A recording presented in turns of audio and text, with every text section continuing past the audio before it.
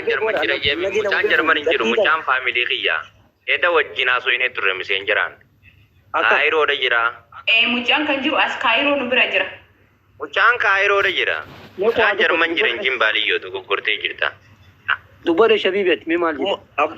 Abbooran biyyiraatiin dubbii bannaati. Jechi maantanii bannaa mucattii sanarraa gadi bu'a.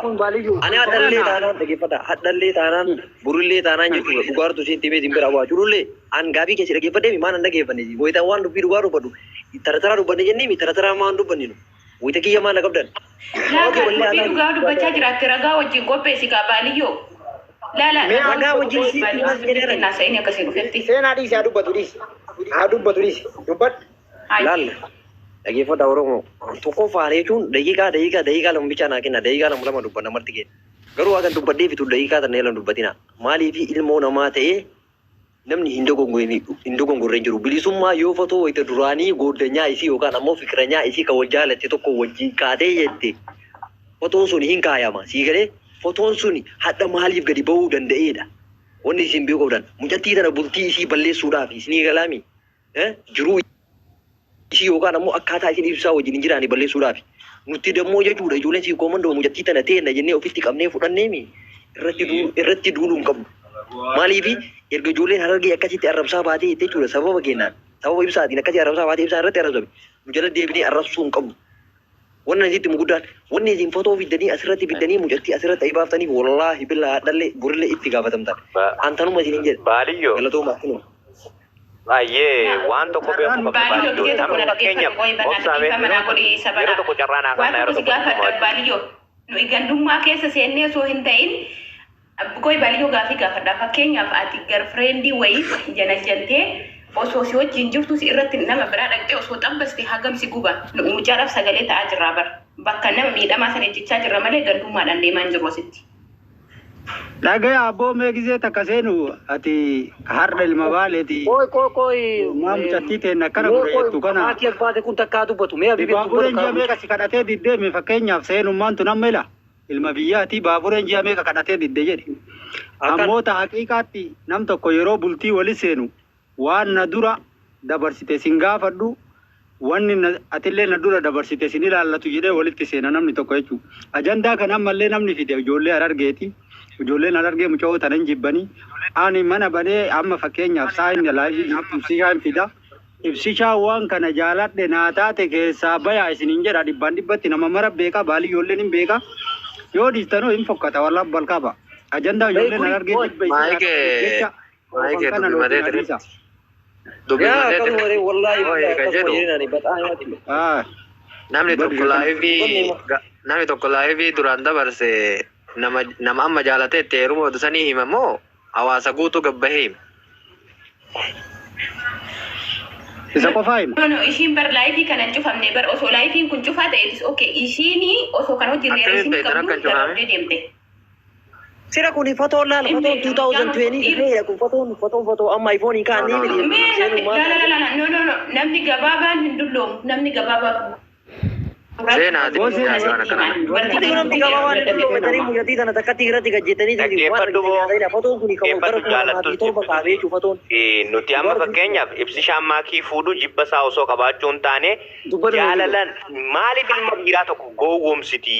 Namni kun nama dhiiraati maaliif shawwatti?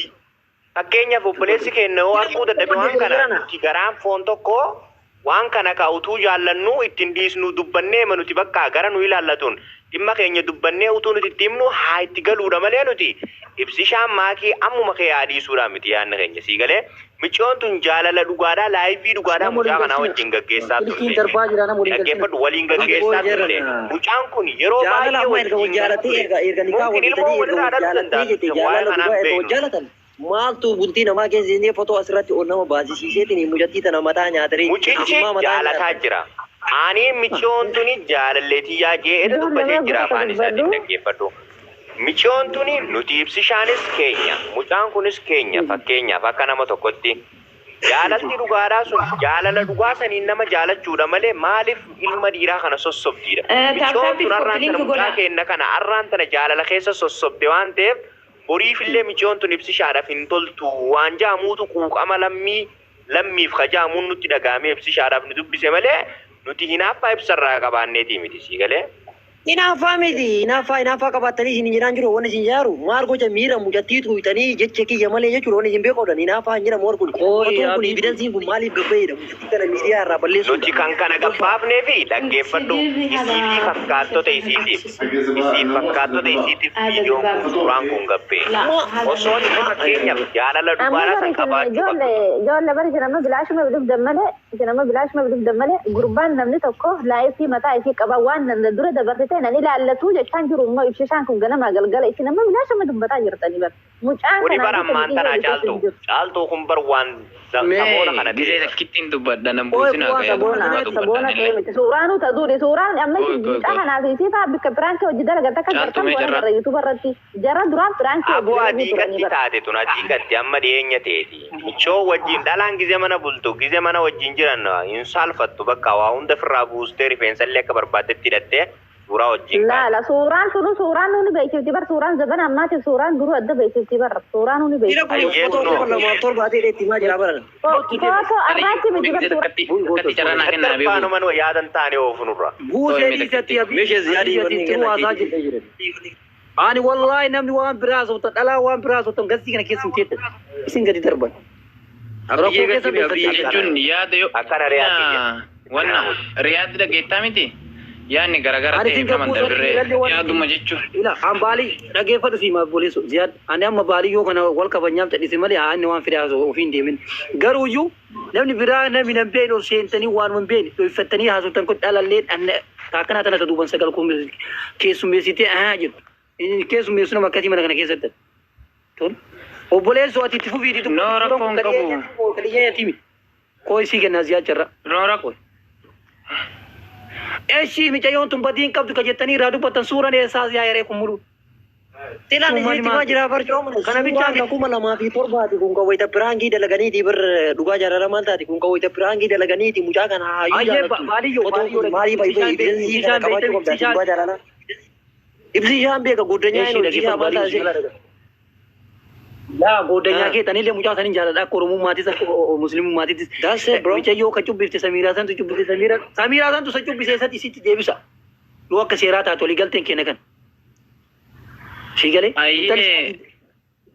Samira Koi. Samira ta isa ji waggaa mi kasira boote san biyya galchime biyya galchime Samira an beektu biyya galchime goddanyaa ibsaati biyya galchime biyya geeru kan Galcheen jedhe ila dhugaa jaalala. Koi baliyyo koi mame. Dhugaa jaalala koi kan inni yaade gargara illee ta'e. Ya. Dhugaa yoo gargara illee dubbatan gannaman buusinaa yaada bitadhaa tokkoffaa akkamii yeroo kana keessa shamaruma tamuu haa ta'u dhiira kamuu haa ta'u ka dingilii fuudhaa jiru hin jiru takka jedhe cinnaa qabadhu. Isa lammaffaati jaalalti tunda dhuunfaati mucaan kun ibsaa jechuun waan takka keessatti nama mul'annedha.